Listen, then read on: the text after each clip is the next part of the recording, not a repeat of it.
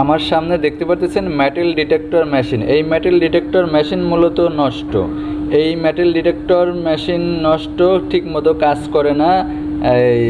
যখনই আমি ব্যাটারির লাইন দিই তখন ডাইরেক্টলি বাজতেই থাকে। তার মানে লোহা পেলেও বাজতে থাকে, না পেলেও বাজতে থাকে, অটোমেটিক বাজতে থাকে। কারণ এইভাবে বাজলে তো আপনার মেটাল ডিটেক্টর মেশিন ঠিক নাই।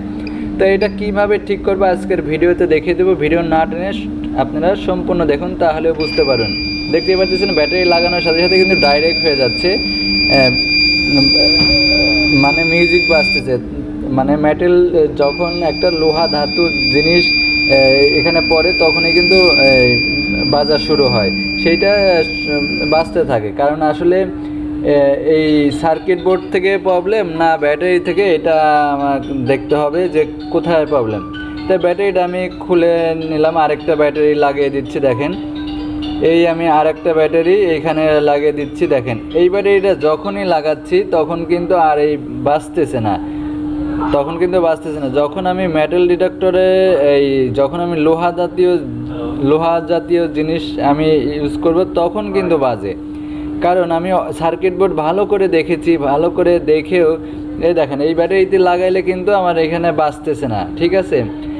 আর যখনই ওই ব্যাটারিটা লাগাই, দেখেন আমি আবার দেখাচ্ছি, এই ব্যাটারি যখনই আমি এখানে লাগাচ্ছি তখনই মনে করেন যে এখানে মানে বাজতেছে, মনে হচ্ছে যে এখানে লোহা জাতীয় জিনিস আছে, ঠিক আছে।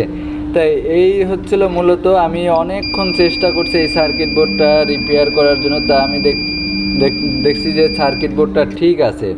তা সার্কিট বোর্ড ঠিক আছে, তাহলে কেন এই হচ্ছে? কিন্তু ব্যাটারির থেকে যে প্রবলেম হচ্ছে এটা আমি বুঝতে পারি নাই, অনেকক্ষণ সময় লেগেছে। পরে দেখেন আমি আরেকটা ব্যাটারি লাগানোর সাথে সাথে কিন্তু এখানে বাতি শো করতেছে না, রেড বাতি, মানে যেটা মিউজিক হবে সেই বাতি শো করতেছে না। কারণ মেটাল পাইলেই ও শো করবে, কিন্তু ওই ব্যাটারি যখনই লাগাই তখনই মেটাল শো করতেছে, কারণ এটা ব্যাটারিটা ড্যামেজ, ঠিক আছে।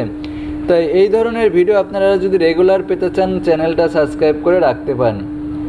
তাহলে শুধু খালি সার্কিট বোর্ড নষ্ট হলেই কিন্তু সব কিছু নষ্ট না, আপনাকে দেখতে হবে সব কিছুই, মানে সার্কিট বোর্ডও দেখতে হবে, কয়েল দেখতে হবে, ব্যাটারি দেখতে হবে, সবই দেখতে হবে।